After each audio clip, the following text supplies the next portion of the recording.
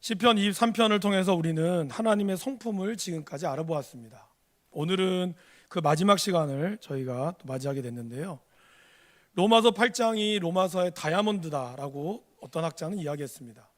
시편 23편은 시편의 진주다라고 이야기했습니다. 그만큼 우리가 말씀이 다 중요하지만 여러분들이 여러분의 평생에 내가 어떠한 말씀을 가지고 내가 살아갈까? 만약에 여러분들이 저에게 암송을 묻는다면 저는 세 가지를 암송하라고 말씀을 드리고 싶습니다. 하나는 로마서 8장, 하나는 시편 23편, 그리고 하나는 요한복음 3장 16절 말씀입니다. 이 세 개의 말씀이 우리의 삶을 이끌어가는 아주 중요한 말씀이라고 저는 생각합니다. 시편 23편은 그러면 왜 이렇게 사랑을 많이 받을까요? 사실 정말 주옥 같은 시들이 너무나 많이 있지 않습니까? 그럼에도 불구하고 시편 23편이 이렇게 사람들에게 사랑을 받고 있는 중요한 이유 중에 하나를 그냥 저는 제 나름대로 생각을 해보니까 시편 23편이 우리의 인생을 축약해 놓았기 때문이 아닐까라는 생각을 합니다. 그래서 시편 23편의 처음부터 시작하는 끝날까지를 보면 한 사람의 일생의 여정이 잘 드러나는 시가 바로 시편 23편이라고 저는 개인적으로 생각을 합니다. 그래서 장례식 때나 신앙생활을 오래 하신 분들을 이렇게 만나면서 신방할 때는 제가 23편의 말씀을 전할 때가 많이 있습니다.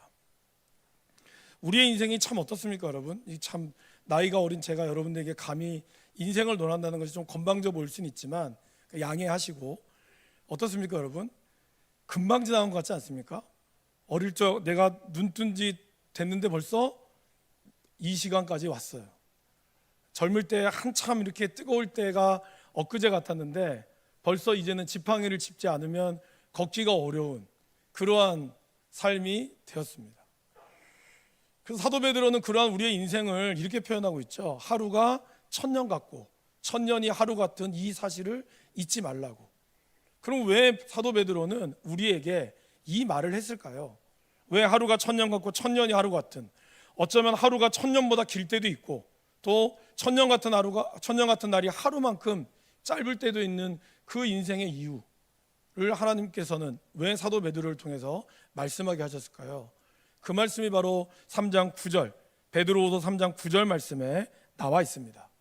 우리 필립스 성경이라고 하는 의역된 성경을 통해서 같이 한번 저와 여러분들 읽어봤으면 좋겠습니다. 하나님은 어떤 이들의 생각처럼 자신의 약속을 지키지 않고 미루시지 않습니다. 사실 하나님은 여러분을 오래 참고 계십니다.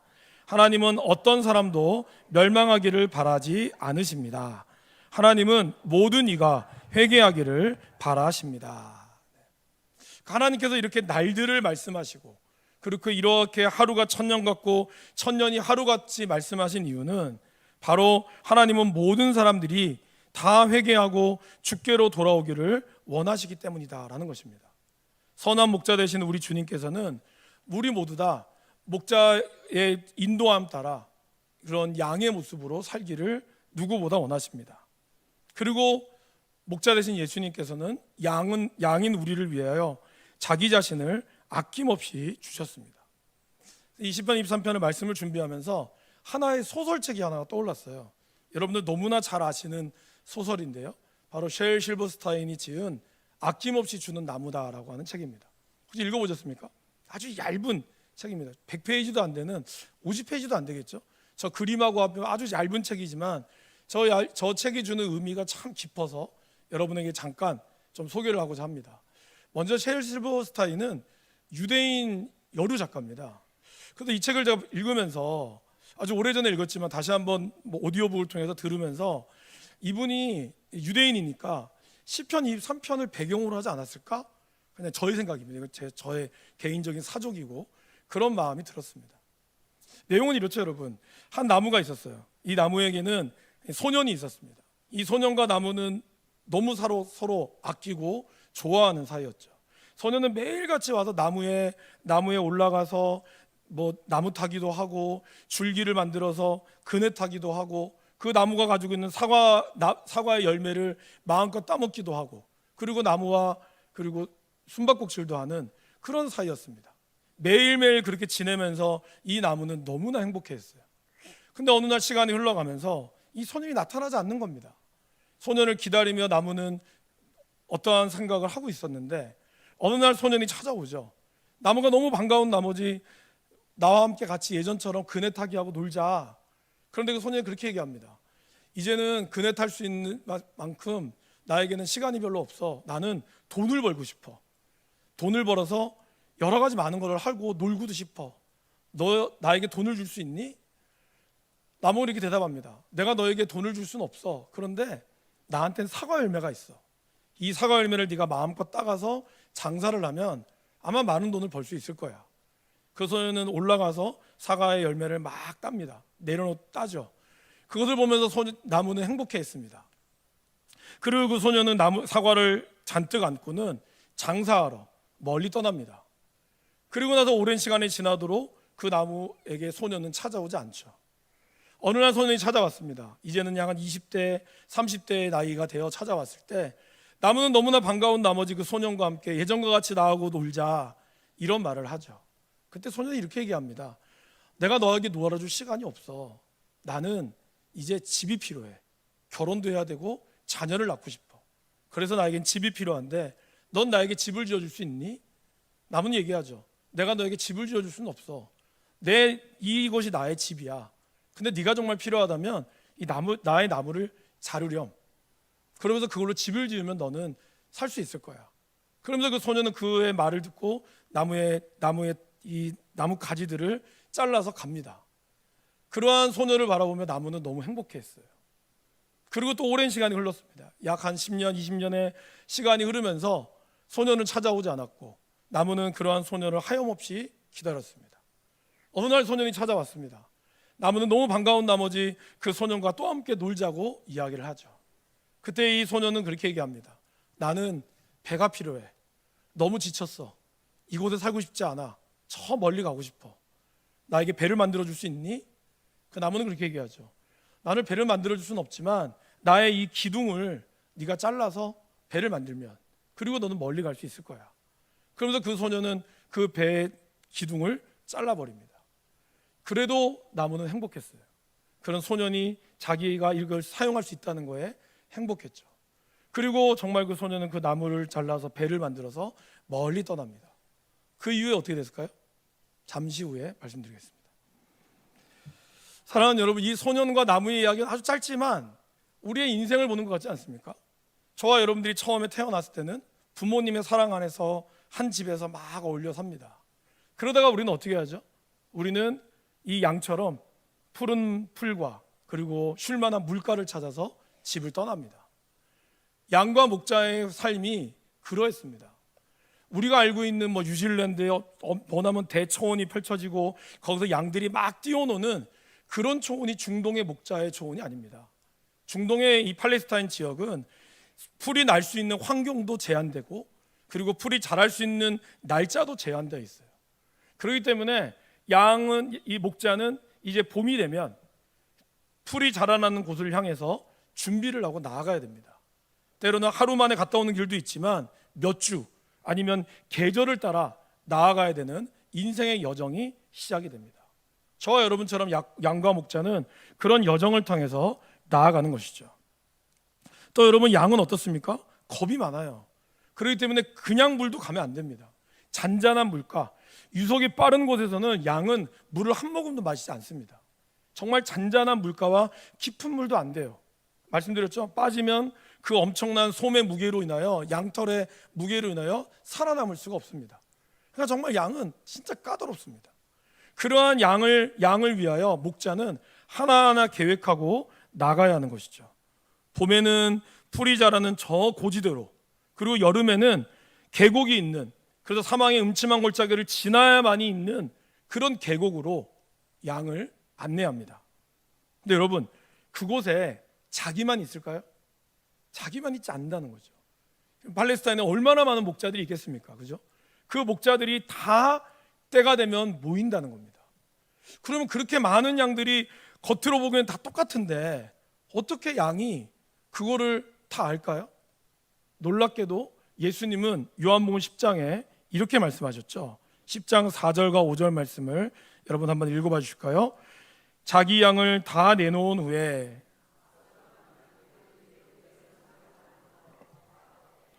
타인의 음성은 알지 못하는 고로 타인을 따르지 아니하고 도리어 도망하느니라.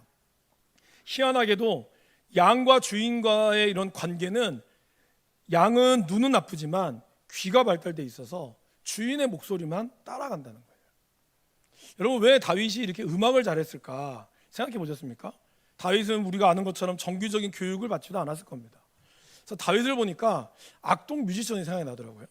악동 뮤지션은 이 몽골에 계신 선교사님의 자녀분들이잖아요. 그들이 뭔가 우리처럼 학교를 다닌 것도 아닌데 그들은 더 그 넓은 초원을 다니면서 기타를 치고 노래를 불렀을 거라는 거죠.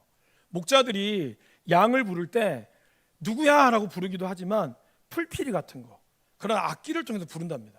그러면 그 소리에 익숙해 있는 양은 그 수만 마리가 되어도 목자가 부르는 그 소리에 양이 정말 기가 막히게 그 목자를 따라서 쫙 나눠진다고 합니다. 그 광경이 굉장히 멋있겠죠. 왜 그럴 수 있을까요? 바로 주인의 목소리만 아는 그런 양의 특성 때문이라는 것이죠. 근데 그게 여러분 하루아침에 될까요? 하루아침에 태어나자마자 내가 너의 주인이니까 나를 따라, 양이 그 목소리에 음매하고 반응할까요? 그렇지 않았겠죠. 오랜 시간을 통하여 양과 목자의 관계가 정립이 되었겠죠. 저와 여러분들이 신앙생활을 하면서 내가 예수님을 처음 믿었다고 해서 주님의 목소리를 여러분들이 바로 알아들을 수 있을까요? 바로 알아듣지 못합니다. 수많은 소리들, 이번 한 주간도 여러분들은 너무나 많은 소리들을 들었을 것입니다. TV에서 나오는 소리, 유튜브에서 나오는 소리, 또 내 이웃의 소리, 이런 소리 가운데서 우리가 어떤 선택을 해야 되는지 나오는데 거기서 정말 주님의 소리만 딱 뽑아낼 수 있을까요? 그래서 우리에게는 말씀 묵상이 필요한 겁니다. 하나님이 들려주시는 말씀, 그리고 하나님을 예배하면서, 그리고 우리가 믿음의 사람들과 나오는 이 교제, 그리고 복음을 전하면서 그곳에서 들려주시는 하나님의 음성, 그 음성의 소리를 우리가 익숙해지게 됐을 때 비로소 우리는 어떠한 상황에서도 주인의 목소리인 목자의 목소리를 따라갈 수 있게 된다라는 것이죠. 아낌없이 주는 나무에서 나무는 소년과 함께 있는 시간이 너무 행복했죠. 그래서 소년이 행복하기를 누구보다 바랬던 것이 나무였습니다. 소년의 입장에서 보면 어땠죠? 처음에는 자기에게 행복을 주는 나무가 너무 좋았습니다. 그러나 성장해 가면서 자신의 행복을 위해서 나무보다는 나무가 주는 무엇인가를 이용하려고 했다라는 것이죠. 그런 나무를 보면서, 그러한 나무는 자기를 이용하는 그 소년을 보면서도 어떻게 했습니까? 자신의 것을 기꺼이 내어주셨다라는 것입니다. 바로 이 나무의 모습이 우리 주님의 모습이라는 거예요. 저와 여러분들을 위해서 모든 것을 내놓으시고 목숨을 버리시는 분이 바로 우리 예수님이시다라는 겁니다. 여러분, 오늘 제가 여러분들에게 소개해드릴 이 하나님은 바로 6절에 나와 있습니다. 자, 먼저 목자는 양들을 이제 이끌어가겠죠. 어떤 소가 어떤 풀이 있는 곳으로 이끌어가겠죠. 그러나 만약에 그 풀과 잔잔한 물가가 있는 곳이 되면 양은 목자는 뭘 할까요? 목자는 이제 그 양이 잘 먹을 수 있도록 뒤에서 맹수들의 공격을 막아줄 것이고, 그리고 코파리 같은 파리들이 양의 코에 들어가지 못하도록, 아니면 긴장하지 못하도록 어떻게 할까요? 기름을 발라서 그의 온 몸에 기름을 잔뜩 칠해주겠죠. 늘 그 작업을 매일매일 하는 겁니다. 그래서 다윗은 그것을 알았기에 오늘 6절에 이렇게 얘기하죠. 내 평생의 선하심과 인자하심이 반드시 나를 따르리니. 무슨 말입니까, 여러분? 이끌어가는 목자의 모습이 아니라 이제 도착해서 마음껏 먹을 때는 목자가 그 뒤에서 백업이 된다는 거예요. 따른다라는 건 뒤에 있다는 뜻이죠. 그러니까 하나님의 선하심과 인자하심이 늘 우리의 인생의 뒤를 따라다닌다는 겁니다. 선하다는 게 뭘까요, 여러분? 착한 게 선한 걸까요? 사실 성경에서는 착한 게 선하다고 표현하지 않습니다. 오늘 먼저 선하다라고 하는 이 히브리어 단어는 바로 토부. 하나님께서 천지를 창조하실 때 이렇게 말씀하셨죠. 보시기에 좋았더라. 여기서 보시기에 좋았더라 하는 것이 바로 선하심입니다. 바로 그것이 토부라는 것이죠. 그래서 하나님께서는 천지를 창조하시고 만족해 하셨습니다. 우리를 보고는 너무 만족해 하셨죠. 그리고 하나님은 우리도 그렇게 만족하게 누리기를 누구보다 원하셨습니다. 신명기 10장 13절 말씀을 같이 한번 읽어보실까요? 내가 오늘 내 행복을 위하여 내게 명하는 여호와의 명령과 규례를 지킬 것이 아니냐. 여기서 나오는 행복은 뭡니까? 이게 히브리어로 토브예요. 그러니까 보세요. 우리가 왜 여호와의 명령과 규례를 지켜야 할까요? 왜 주님은 우리에게 이걸 지키라고 할까요? 바로 그분의 토브를 위해서, 여러분의 토브, 여러분의 만족을 위해서 하나님은 지키라고 말씀하시는 겁니다. 양이 행복하기 위해서 무엇이든지 해주고 싶은 마음이 바로 그분의 선하심이죠. 그것을 우리는 토브라고 합니다.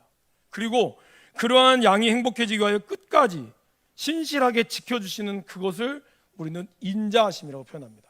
바로 헤세드, 성실하심이죠. 그러니까 하나님은 우리가 행복하기를 누구보다 바라십니다. 그리고 하나님은 우리의 행복을 위하여 모든 것을 하나님이 뒤에서 지켜봐주고 계시는 헤세드의 하나님이시다라는 것입니다. 목자는 양이 배불리 먹을 수 있도록 온 힘을 다하는 것처럼 하나님께서도 우리가 복된 삶을 누리도록 언제나 힘을 다하십니다. 근데 여러분, 다윗의 인생을 한번 돌아보면, 인생을 회고해 보면 사실 다윗의 인생이 50대까지는 정말 잘 나갔어요. 한 번도 전쟁에 패하지 않았던 삶을 살았습니다. 그러던 그의 인생이 사무엘하 11장에서 보면 계속해서 내리막길로 내려가게 되죠. 그 사건이 무엇입니까? 우리아의 아내 밧세바를 취했던 사건이에요. 이 엄청난 사건 앞에 하나님은 그의 죄를 지적하시고 그를 심판하셨습니다. 그때부터 다윗의 인생에는 칼이 떠나지 않았어요. 이전에 칼이 떠나지 않았던 것은 그가 적군을 향해 들었던 칼이었다면 11장 이후에 나오는 칼은 뭘까요? 그의 인생의 자기를 향한 칼이었죠. 다윗과 밧세바의 첫 번째 태어난 아들이 죽었습니다. 태어나자마자 죽었어요. 그리고 자기 아들들이 서로 싸우다가 그 아들들 중에 한 명은 다윗을 죽이려고 하다가 그 아들마저 그는 잃어버렸습니다. 우리가 이런 거를 이 땅의 말로 뭐라 그러죠? 막장 인생을 산 거죠. 다윗은 소위 막장 인생을 산 겁니다. 누가 봐도 다윗의 인생을 막장 인생으로 표현했는데 그냥 다윗은 정작 자기 자신을 뭐라고 얘기하죠? 하나님의 선하심과 인자하심이 반드시 나를 따르리니. 무슨 말입니까 여러분? 70평생을 살면서 반드시 항상 선하심과 인자하심이 나를 따랐다고 고백했다는 거예요. 분명히 다윗이 잘못했고 그것 가운데 하나님의 심판이 임했고 저주를 받았음에도 불구하고 왜 그는 그것이 하나님의 선하심과 인자하심이라고 이야기했을까요? 여기서 우리는 하나님의 선하심과 인자하심의 정의를 잘 생각해야 한다는 것이죠. 여러분, 우리가 원하는 바대로 되는 것이 선함이 아닙니다. 하나님의 뜻하신 바 되는 것이 바로 선함이라는 거죠. 그래서 로마서 8장 28절에서는 이렇게 이야기합니다. 하나님을 사랑하는 자, 곧 그 뜻대로 부르심을 입은 자들에게는 모든 것이 합력하여 선을 이루느니라. 만약에 다윗이 밧세바를 취했던 사건에 대해서 하나님이 침묵하셨다거나 아니면 그런 하나님의 말씀에 다윗이 회개하지 않았다면 다윗의 인생은 어떻게 됐을까요? 아마 다윗은 사울처럼 자기 스스로 자기의 인생의 비참한 말로를 경험했을 것입니다. 하나님의 선하심은 단순히 우리를 무조건 내가 원하는 방향으로 만들어 가시는 것이 선하심이 아니라는 거예요. 우리가 하나님의 뜻 가운데 방향으로 돌이킬 때까지 포기하지 않으시는 것이 하나님의 선하심이고 하나님의 인자하심이라는 겁니다. 다윗은 그걸 알았습니다. 그래서 오늘 6절 말씀에 영어 성경과 히브리어 성경에는 반드시라는 말이 가장 먼저 나와요. 그래서 그걸 그냥 직역해 보면 반드시 나의 평생의 선하심과 인자하심이 내 뒤를 따라옵니다 라고 고백했다는 거죠. 하나님의 징계가 당장에는 즐거워 보이지 않고 슬퍼 보일 수 있습니다. 그러나 결국 그러한 것으로 말미암아 우리는 열매를 맺게 되는 것이죠. 하나님은 그러한 선하심과 인자하심을 우리의 인생에 끝까지 보여주셨다라는 것입니다. 목자이신 예수님께서는 제자들과 함께 두루 다니셨습니다. 그리고 천국 복음을 전파하시고 가르치시고 병을 고치시며 끝까지 그분은 우리를 향한 선을 잊지 않으셨어요. 그리고 마지막 예수님 바로 옆에 있는 강도가 자신의 죄를 회개했을 때 내가 오늘 나와 낙원에 들어갈 것이다 라고 말씀하시며 주님은 그분의 인자하심을 우리에게 보여주셨다라는 것입니다. 다윗의 삶을 돌이켜보면 어떻습니까? 하나님께서 다윗의 기름을 부으셨어요. 그리고 나서 다윗은 계속해서 도망자의 삶을 살았죠. 그런데도 불구하고 하나님은 그를 끝까지 보호하셨습니다. 왕이 되고 나서도 그는 아까 말씀드린 대로 하나님의 심판을 받았지만 그 가운데서도 그는 하나님이 다윗에게 한 약속을 끝까지 신실하게 지켜주셨음을 고백하고 있습니다. 다윗은 모세처럼 구름 기둥과 불 기둥의 인도하심을 받은 적도 없고, 만나와 메추라기 같은 도망자의 생활을 다닐 때 하나님이 만나를 주고 메추라기를 준 적도 없어요.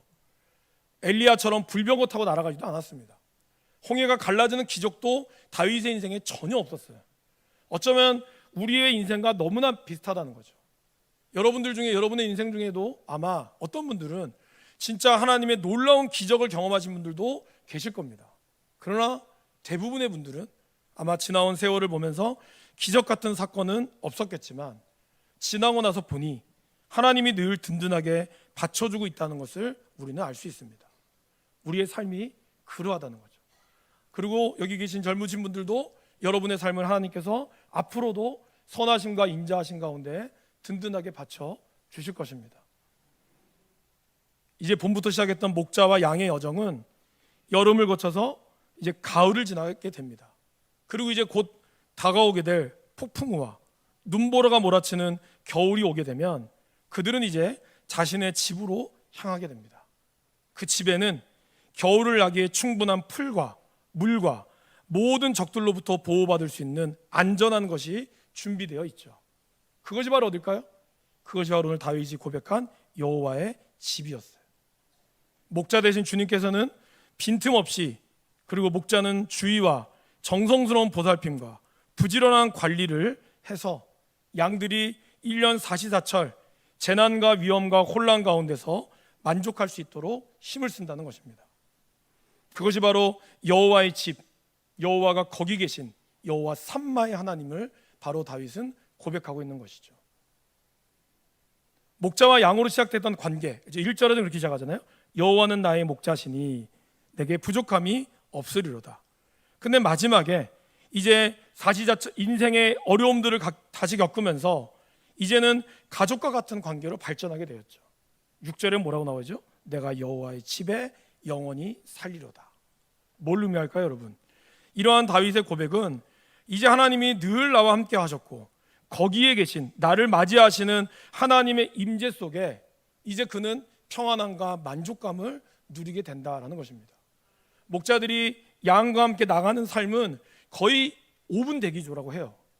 늘 잠을 제대로 자지 못한다고 하죠. 밤에는 맹수로부터 지켜줘야 되고요, 낮에는 또 많은 해충으로부터 기름도 발라줘야 되고 끊임없이 그들을 잡아줘야 되기 때문에, 그렇기 때문에 그들이 제대로 잠을 못 잔다고 합니다. 집에 돌아오면서 아마 목자는 몇 날 며칠을 잠을 잘 거예요. 그러면서 그는 만족감을 느낀다는 것이죠. 그리고 이러한 고백은 또 뭘까요? 주님 한 분만으로 나는 충분합니다. 집에 돌아왔을 때 그 포근함, 주님이 계신 그곳으로 나는 충분합니다 라고 하는 결단이라는 거죠. 여러분, 제가 왜 아낌없이 주는 나무를 왜 이 시편 23편을 떠올렸냐면 사실 마지막 내용 때문이에요. 다 아시겠지만 이제 밑둥밖에 남지 않은 이 나무는 아무것도 줄 수 없는 자신의 모습을 더 이상 줄 게 없구나 라고 생각하며 있었죠. 나이가 다 돼서 늙어서 온 소년의 모습을 본 나무는 얘기합니다. 나는 너에게 이제 사과를 줄 수 없어. 네가 집을 만들 수 있는 집도 나는 줄 수 없어. 네가 배를 만들 수 있는 기둥도 나는 없단다. 그때 소년이 얘기하죠. 난 이제 나이가 많아서 사과를 씹을 힘도 없고 배를 만들 수 있는 능력도 안 돼. 나는 이제 단지 쉬고 싶어. 그뿐이면 돼. 그때 나무가 뭐라 그러죠? 그래? 그러면 밑둥이만큼, 내 밑둥이만큼 쉬기 좋은 곳은 없단다. 네가 그곳에 앉아서 쉬렴. 그러면서 그 소년은 그 나무의 밑둥에 앉아서 쉽니다. 끝! 이게 끝이에요. 네. 너무 단순하죠? 근데 그 마지막의 여운이 참 울림이 있어요. 여러분, 우리의 신앙생활은 어떻습니까? 여기 계신 분들, 아마 이제 막 신앙생활 하시는 분들, 이제 막 신앙생활 열심히 하시는 분들, 정말 하나님의 영광을 위하여 달려가고 내가 뭔가 하나님을 위해서 하고 싶다는 열정이 가득하시죠? 맞습니다. 그리고 하나님이 뭔가 나의 인생에, 우리의 자녀들, 또 나의 어떤 인생에 하나님이 나에게 뭔가 힘 주시고 능력 주기를 바라죠. 맞습니다. 우리는 그거를 간구하고 구해야 되죠. 그런데 이제 신앙의 시간이 흘러가잖아요. 그러면 뭘 깨달을 수 있을까요? 주님 한 분만으로 만족한다는 거예요. 주님 한 분만으로, 내가 주님과 함께 있고 주님이 내 안에 있는 그것만으로 나는 만족한다는 거죠. 연세드신 분들 신방을 가보면 제가 신방을 받고 있는 기분이 들어요. 왜냐하면 그분의 신앙 앞에 제가 아무것도 아님을 느끼거든요. 그분들이 살아왔던 삶의 환경, 실패도 해보고 사업도 망해보고 건강도 악화돼보고 먼저 아내를 잃어버리기도 하고 남편을 잃기도 하고, 그런 과정 가운데서도 정말 하나님이 주시는 그 평안함, 그것이 뭐로부터 올까요, 여러분? 내가 하나님께 기도했더니 많은 재물을 받았습니다, 이것이 아니라 그 모든 것과 함께 하시는 바로 목자가 양 곁에 함께 있다는 그 사실을 깨달을 때 바로 내가 여호와의 집에 영원히 거한다라고 고백한다는 거죠. 아무것도 없을 때에도 나와 함께 하시는 그 하나님. 근데 그 하나님은 나이가 들어서만이 아니라 우리가 더 일찍 깨달을수록 사실 그 하나님의 임재를 느낄 수가 있습니다. 우리 주님은 늘 우리와 함께 계시는 여호와 삼마의 하나님이라는 거죠. 여러분이 하나님을 의식할 때, 임재를 의식할 때 하나님은 우리 곁에 늘 있음을 보고 있습니다. 그럴 때 우리가 시편 23편의 고백을 담을 수 있을 것입니다. 사랑하는 여러분, 인생의 여정에서 하나님이 함께하고 계심을 믿으십니까? 하나님께서 여러분의 삶을 살피시고 우리를 위해 준비해 주시고 복수해 주시고 아픈 우리를 회복시켜 주시고 항상 우리를 올바른 길로 인도해 주시고 나와 함께 해주시며 평안을 주시고 승리를 주시고 온갖 더러운 것들로부터 보호해 주셔서 내가 아버지의 집에 거하게 하실 수 있는 그것이 바로 하나님이시라는 거죠. 제가 처음에 여러분들에게 말씀을 드렸죠. 여러분의 인생의 마지막이 됐을 때 여러분들이 여러분의 자녀에게 뭔가 유언을 남기시지 않겠어요? 그때 물론 여러 가지 재산적인 부분들 필요하죠. 그런데 마지막의 고백이 시편 23편의 고백이 되기를 소망합니다. 지난 토요일 날 우리 박찬호 장로님의 장례, 이제 어머님이 하나님 나라로 가셨습니다. 근데 물론 이제 돌아가신 분은 참 슬프지만 그 돌아가신 그 상황이 저에게는 굉장히 은혜가 됐어요. 마지막 순간에 이제 권사님은 앉아 계셨고 한쪽에는 펜을 들고 계셨고 그 한쪽에는 성경책이 있었어요. 그렇게 앉은 상태로 하나님의 부르심을 받은 거예요. 물론 슬프죠. 슬픔을 준비할 수 있는 시간이 없는 게 슬프죠. 그러나 어쩌면 우리 인생의 마지막이 하나님과 함께 했던 시간, 그래서 우리의 자녀들에게도 내 인생이 어떠하든지 간에 하나님이 나와 함께 하셨다는 그 사실, 그래서 나는 하나님 한 분만으로 만족한다, 하나님 한 분만으로 나는 충분하다, 이런 인생의 고백이 저와 여러분의 고백이 되었으면 좋겠습니다.